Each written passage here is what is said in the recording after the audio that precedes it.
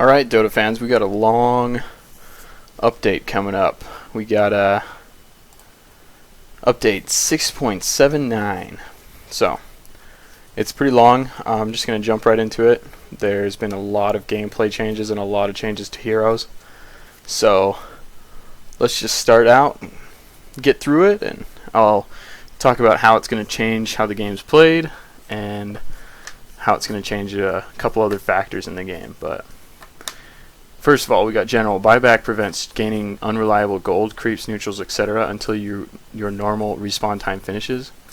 What this basically means is if there's like a giant creep wave or something in one of the lanes and you decide that you could buy back and potentially get all of your gold that you just spent back by killing that creep wave, it will no longer work until your normal respawn time is over. So you won't be able to start farming creeps, etc. for gold until your normal respawn time is over. When buying back, 25% of the remaining respawn time will be added to your next death. So basically what they're trying to prevent here is constant buyback. What they want, I think, is buyback to be kind of a last resort thing. Just if the enemy heroes are pushing your racks and your team could use another player to help fight them off, or if they're going to push the racks and you're not there, then you would buy back in that case, and you would take the penalties, and you would prevent the racks. Creeps now meet a bit closer to the tower in your off lane. Ranged heroes now get the same denied experience as melee heroes instead of less. And actually, going back to the last point, creeps now meet a bit closer to the tower in your off lane. This means that no one can call you a noob for blocking in the safe lane anymore. So blocking in the safe lane is now considered a tactic. It used to not be, but it now is. So XP AoE increased from 1200 to 1300. Non-ancient neutrals now split XP with all heroes in an AoE instead of just the team that killed them. Swap the medium pullable neutral camps with the small camp. A neutral creeps camp will no longer spawn the same set of neutral creeps twice in a row. So basically what that last point means, swap the medium pullable neutral camp with a small camp, it basically means that the camp that people generally pull with in the safe lane is now going to have small creeps in it rather than medium creeps. And it means that stacking that camp will now not really do you too much good, because your creep wave will most likely kill the stacked small camp. Whereas before, the medium camp, if it was stacked, would destroy your whole creep wave. So they're kind of making it so it's harder to pull into the safe lane. So small reduction to pull timing duration of the mid radiant and mid top dire camp. Satyr Mindstealer XP bounty reduced from 88 to 62. So basically, all throughout here, you can see that a bunch of the XP bounties were reduced for a lot of the neutral camps. You can see that some of their HP was reduced, some of their armor was reduced. Anyway, basically, what's going on here is that jungling is no longer becoming as relevant as it used to be. It used to be that jungling could play a huge part in the game, and you could have a 1-1-1-2 setup. But now we're switching back to the standard classic 2-1-2 setup, where you got two heroes in the top lane, one in the middle lane, and two in the bottom lane, because the XP reward for jungling is not as high as it used to be, which means you're going to have a harder time leveling up in the jungle, and so it'll be harder to do a jungler. And so you got day and night length decreased from 6 minutes to 4 minutes. Basically, day is now only 6 minutes and night is only 6 minutes. The only person this really affects is Night Stalker, as I can see right now. I don't know, we might get to some changes with Luna or something that I don't know about yet, but we'll see. The following new heroes have the standard 800 Night Vision, Drow Ranger, Mirana, Puck, Leshrac, Enchantress, Ancient Apparition, Meepo, and Treant Protector. Roshan will now respawn at a random time between 8 and 11 minutes after his death. So basically, he used to only respawn like exactly 10 minutes after his death, and Aegis would expire 6 minutes after you got it. So you know, this is now going to kind of like change the game up a little bit, because Roshan's not going to be there exactly 10 minutes after anymore. So there won't be any more, you know, Ursa like keeping track of what time he killed Roshan and then going back immediately right as he respawns. But anyway, when Aegis expires unused, it heals the hero fully over 5 seconds. Regen dispels damage from players or buildings. Basically, Aegis will expire, kind of works as a healing salve / mana potion. Actually, I don't know if it does mana. I don't know, it might just do health. But anyway, it's kind of cool. It's a bonus. It didn't used to do that. It used to just expire and you'd have no idea it expired. So then you'd die and you'd be like, oh crap, my Aegis expired. I didn't even realize it. But you know, this is good. This will be good. It'll help players to understand like when their Aegis has expired, and it'll also provide some sort of benefit once it does expire. Alright, starting gold increased from 603 to 625. Random gold bonus reduced by 50. Gold for ending a spree changed from 75 to 600 to 125 to 1000. Your gold income is now 1 per 0.6 seconds, up from 1.0.8. Basically what all this gold stuff means right here is it means that there's going to be a lot more money involved in the game. You know, it's not going to be much of a farmer's game anymore. We're talking a team play type game. You're not going to have one guy off farming all game long while everyone else just tries to like defend the base, and then all of a sudden he comes out of the jungle and just starts decimating everybody. You're talking about everyone's going to start to have an accumulation of money, and that we're looking for more of a team style play here. So you know, this could be good. I mean, you know, personally I play like solo gankers, so I'm not too happy about it, but you know, the team aspect of the game is a lot of fun, and being able to work as a team is probably the best part of the game. So tower last hit bonus gold increased from 100 to 200 to 150 to 250. Melee barracks HP regen increased from 2.5 to 5. Range barracks HP regen decreased from 2.5 to 0. Range barracks HP reduced from 1,500 to 1,200, and armor increased from 5 to 10. So basically what we got going on here is the melee barracks has an HP regen, but the range barracks does not. So you know, hypothesis, it's just sort of an observation, is that the melee barracks always is the target first, because if you can destroy the melee barracks, you get 3 strong melee creeps versus just the 1 strong range creep. But it looks like here they're trying to even the odds, make it so you don't really know which one to attack, because where the range barracks doesn't have any HP regen, you could like knock it down to a certain health and then it will stay at that health the rest of the game.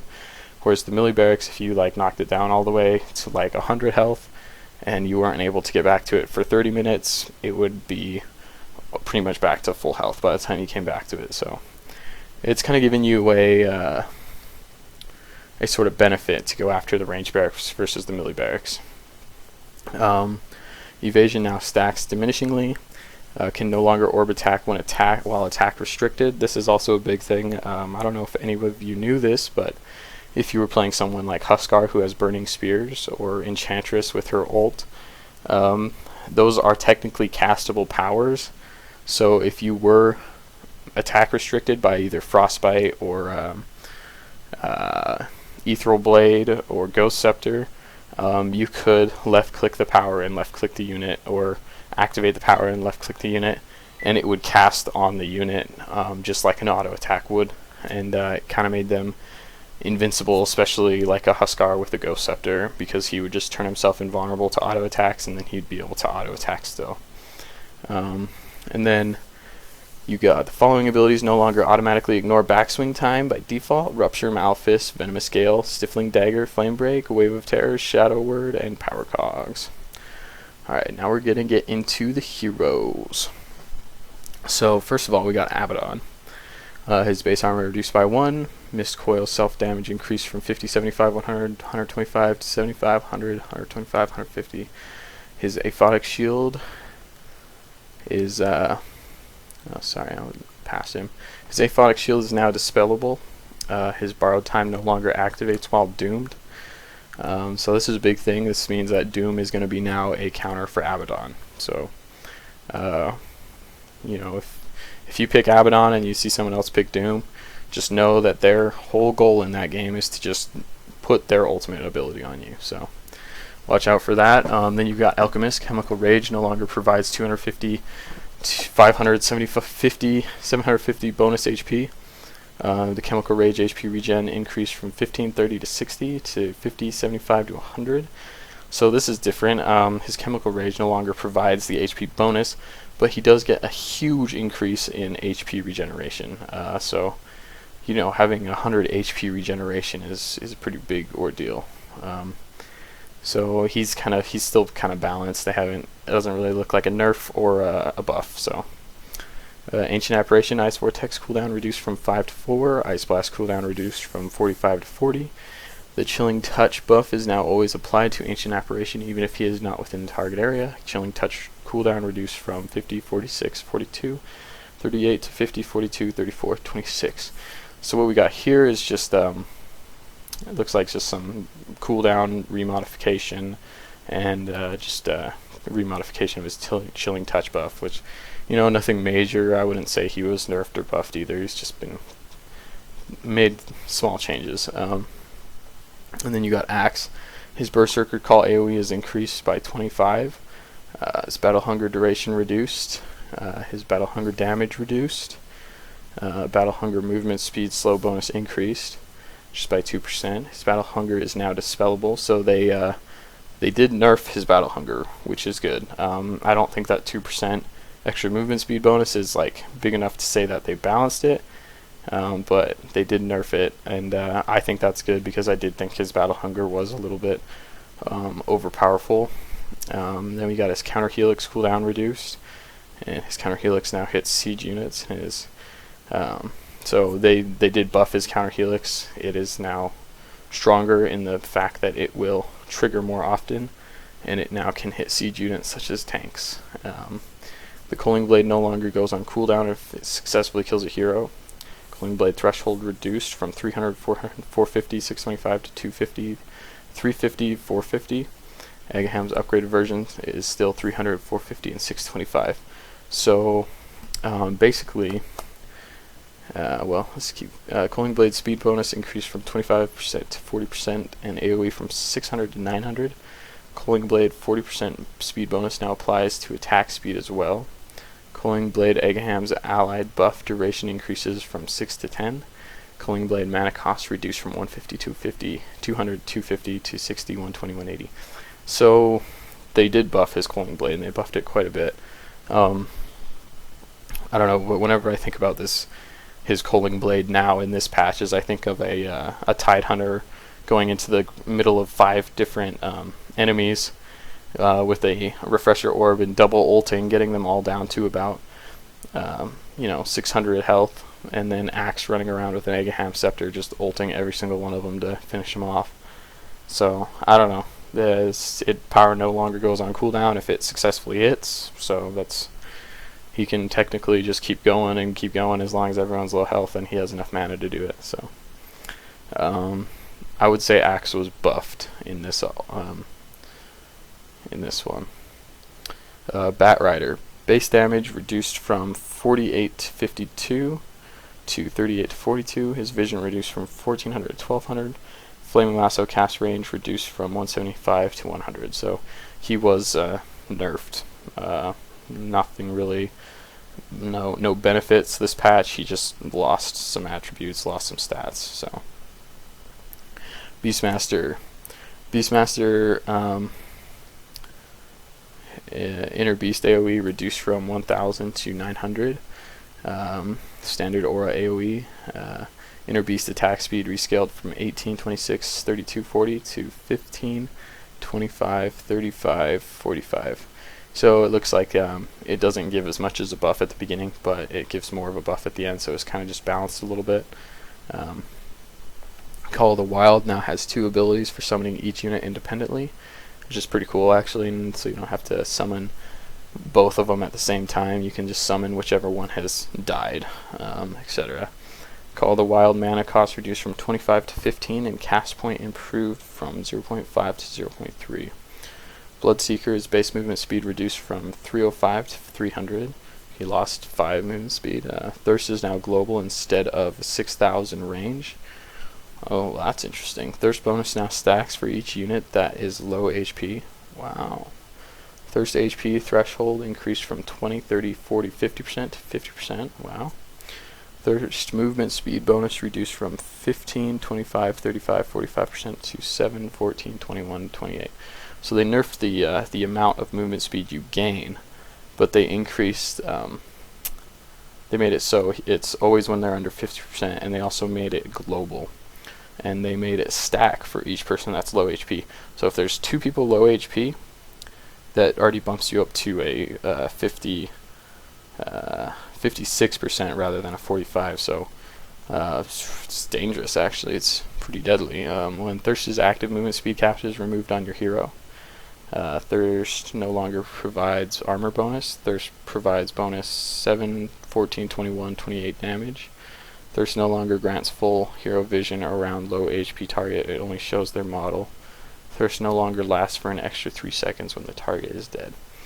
Alright, so he's been buffed immensely, basically. His thirst power only. It was just his thirst power that's been buffed, and it's pretty crazy. There's been people who've been testing it, and it says that his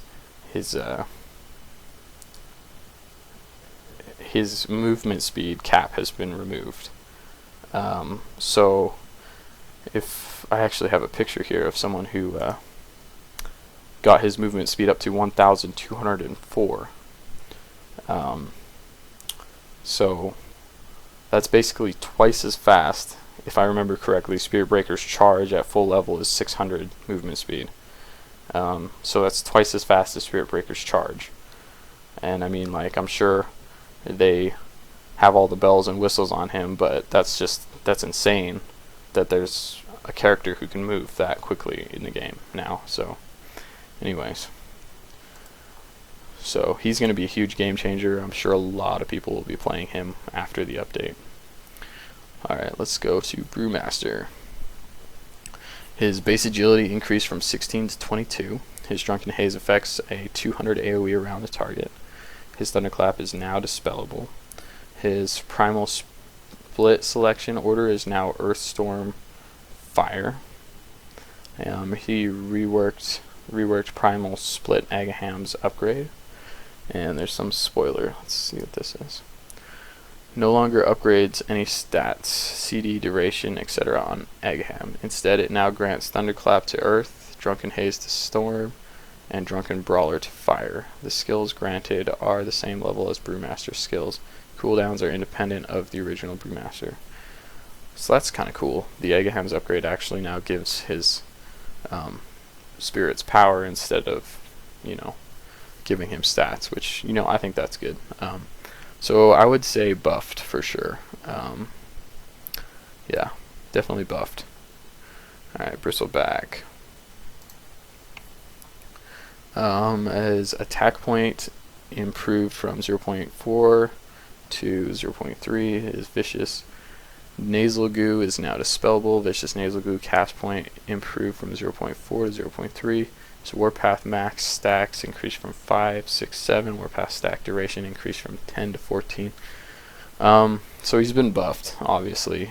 Nothing major changed. The Vicious Nasal Goo is now dispellable is pretty good.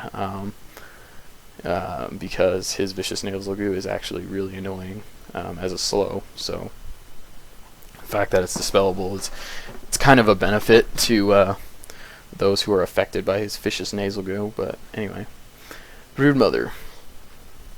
Spin Web AoE increased from 650 to 900.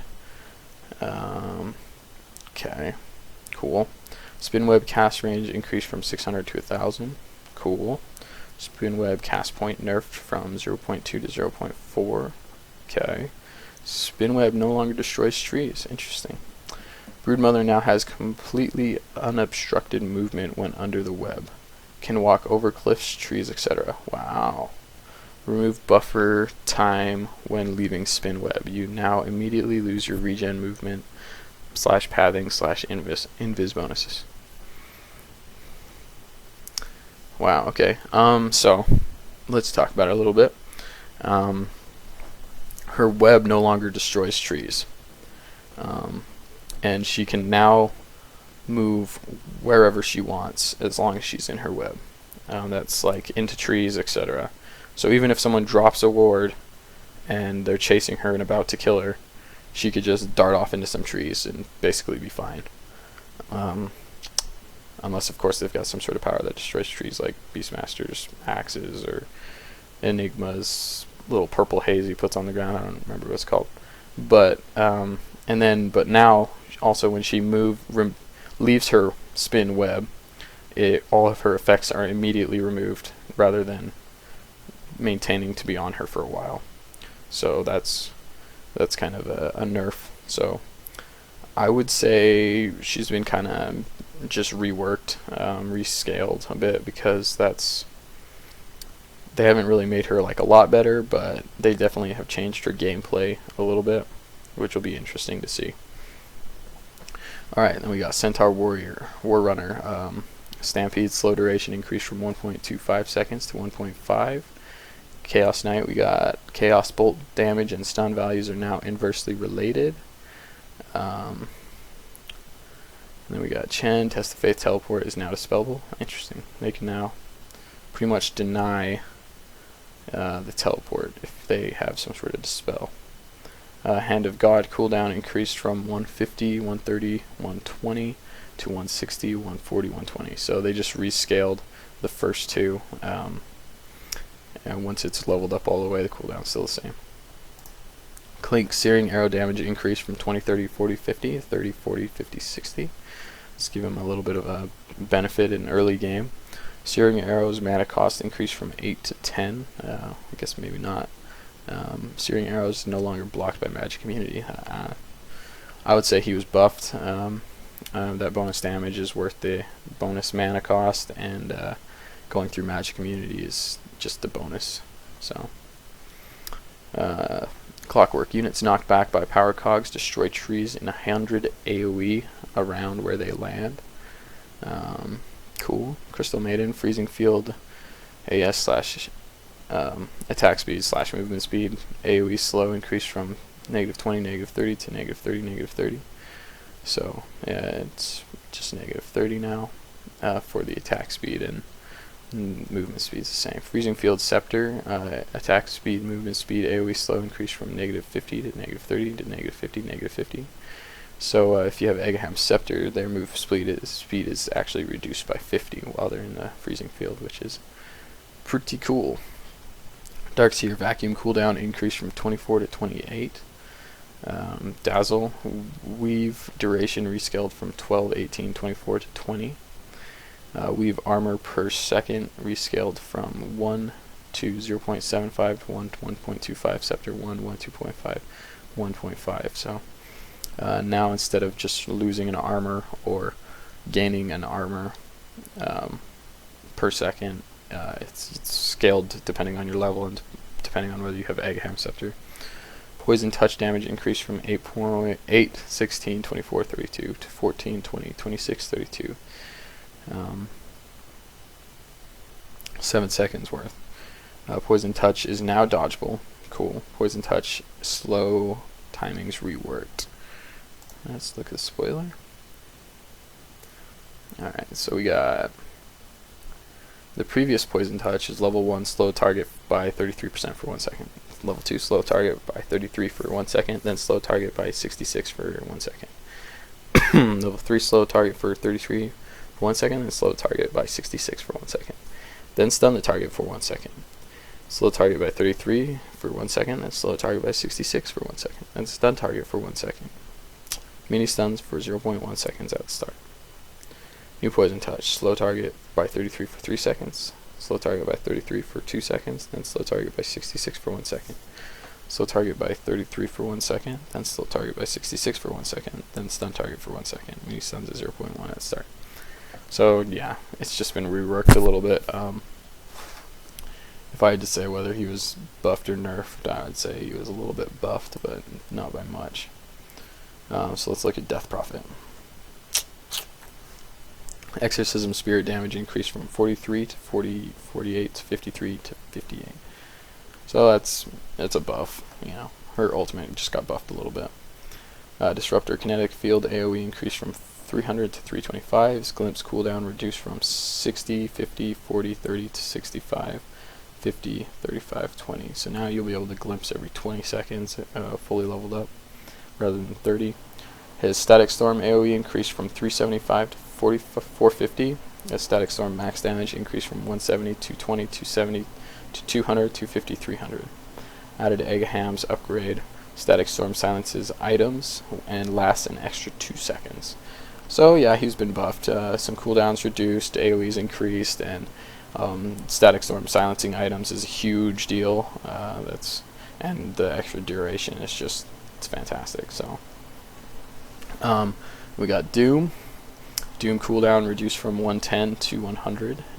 Doom now removes positive buffs on the target before applying the debuff. Doom Agaham's AoE requirement increased from 550 to 900. Cool. Let's look at the spoiler. This is the AoE that is considered when freezing the duration of Agaham's upgraded Doom. So basically he's been buffed. Doom cooldown reduced. Doom now removes positive buffs, and the AoE for the Agahams is increased. And basically, the AoE is when you're chasing them, the Doom doesn't go on cooldown. The Doom just stays where it's at, and then as soon as you get out of that 900 AoE, the Doom will start going on cooldown. So it gives, basically they'll be silenced for life if you have Agahams and you just chase them. But Drow Ranger, precision aura damage ratio increased. Ooh, I like to hear that. Holy cow, it was increased by quite a bit. Precision aura no longer affects creeps. That's fine by me because that just pushes towers. Precision aura now can now be manually casted to affect creeps globally for 30 seconds, 120 second cooldown. Now that's even better actually, because that means you'll be able to push towers when you want to, and not when you're just alive. Marksman attribute negation AoE increased from 375 to 400. Nah, I don't like that, but you know, it's not too bad. So overall, I would say she was buffed, which makes me happy. She's probably not a hero that needs to be buffed anytime soon, but she was, so everyone crying about it can just deal with it. And then we got Earthshaker. Man, pretty much everyone got to update this coming update. Earthshaker enchant totem damage increased from 75, 150, 225, 300% to 100, 200, 300, 400%. Fissure range increased by 110. Cool. Or not 110, 100, sorry.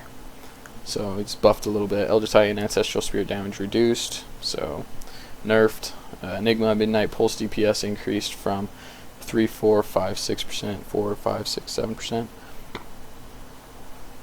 Added Agaham's upgrade adds Midnight Pulse damage to your black hole. This damage stacks with Midnight Pulse. Interesting. Buffed. Just slightly, but buffed. And that Midnight Pulse is actually fantastic, so I would say he's buffed. Enchantress, untouchable, attack speed slow increase from 20, 50, 80 to 110, 3, 16, 90, 120. Buffed just a little bit. Basis Void, time walk slow rescaled from 25, 30, 35, 40% to 20, 30, 40, 50%. So more of a benefit later in the game, less of a benefit early in the game. Chronosphere AoE increased from 400 to 450. They gained 50 units on his Chronosphere. So I would say buffed, just because the time walk's kind of a rescale, and he's minorly buffed. Huskar agility reduced from 20 plus 2.4 to 15 plus 1.4. Berserker's blood is now dispelled by Doom. Wow, that's huge. Doom is going to be a huge counter for Huskar now, and also Huskar is been nerfed quite a bit, especially with that agility reduced, because if you think about it, he gets probably about 60 plus agility. He's probably losing about 30 agility by the time he hits level 25. He'll have 35 less agility than what he originally has now. So he's been nerfed. That's gonna make a lot of people happy, actually.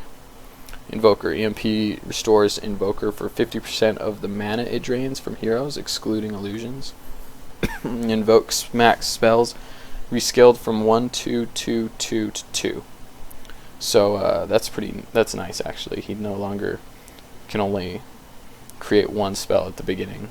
He can now create 2 spells constantly, no matter what level his invoke is. And the EMP restore from or the mana restore from his EMP is also a huge benefactor, so he's been buffed. IO Tether now does a negative 100% movement speed, attack speed slow instead of a stun. Interesting. So looks like now it doesn't stun, it just reduces their movement speed and attack speed by 100%. So that'll be interesting to see how that works. Jakiro, Liquid Fire is now castable attack orb, same cooldown, no mana cost. Interesting. Juggernaut, Healing Ward, movement speed increased from 300 to 450. His Omni Slash Scepter cooldown reduced 110, 190 to 70. Omni Slash no longer stops if the target is ethereal. It still doesn't do damage. Fix not being able to use items during Omni Slash. Interesting. So I'd say he's buffed. Movement speed of the ward was increased. Omni Slash Scepter was cooldown was reduced. So Omni Slash doesn't stop if the target immediately deems himself ethereal, and he can now use items during his Omni Slash. So it'd be interesting to see if he decided to use a teleport scroll or something during his Omni Slash. I don't know how that would work. Anyway. Keeper of the Light. Blinding Light now destroys trees in 150 AoE around where the target is pushed. Kunkka, X marks the spot, cooldown reduced from 16 to 13. Ghost Ship damage increased from 350, 450, 550 to 400, 500, and 600. So that's pretty good. He's buffed a little bit.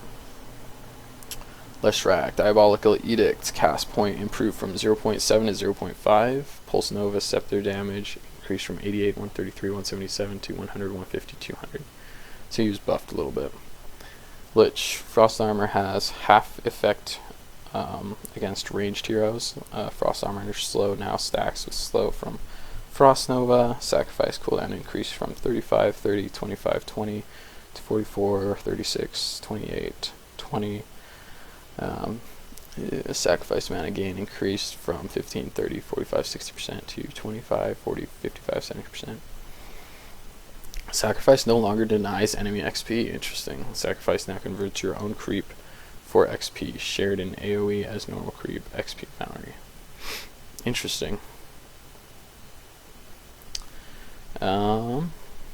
He's been kind of reworked. His sacrifice was buffed a little bit.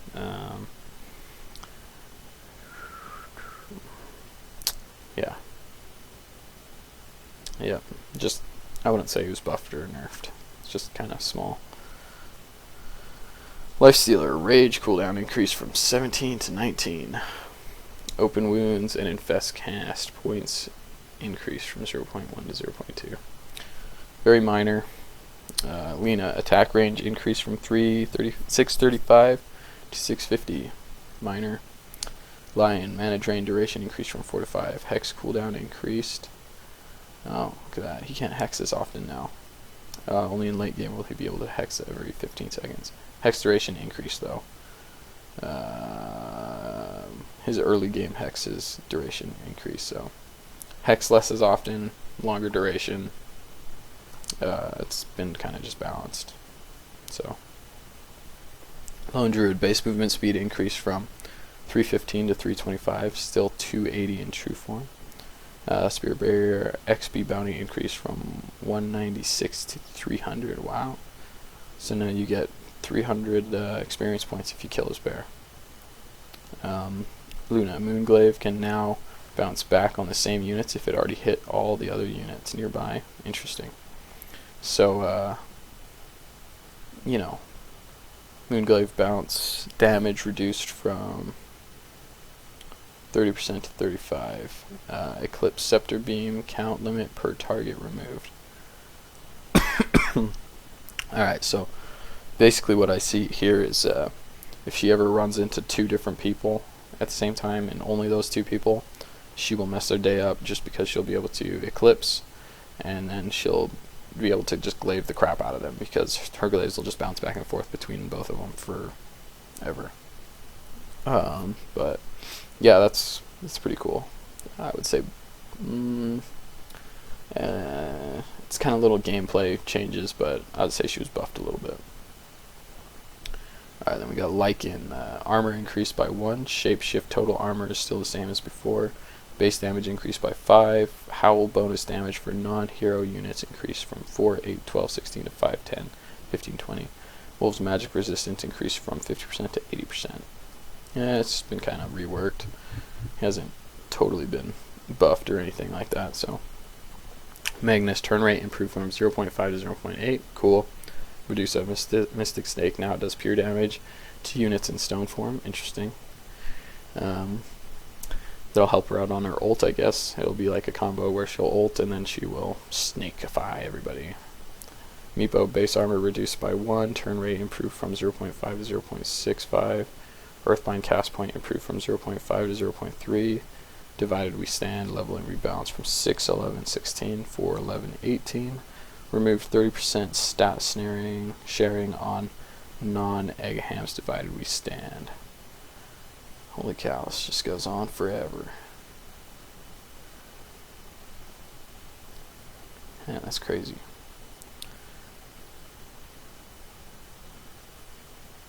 Anyways, I'm sure this video is already kind of boring, just me reading through this whole thing. But I think I'm going to stop there. A lot of the main points I've already covered anyway. Another main point is the rework of the Tranquil boots. I'll just touch on that real quick. So the boots you used to have to activate and then they would heal you. But you know, then they would heal you over time. But now how it works is you gain 10 HP regeneration if the boots aren't broken. If they're active, you like just get 10 HP regeneration. So it'll heal you and you won't have to spend any mana. And when they're active, you also get plus 85 movement speed, which is the most movement speed that any boots will give you. I think even more than travel, boots of travel.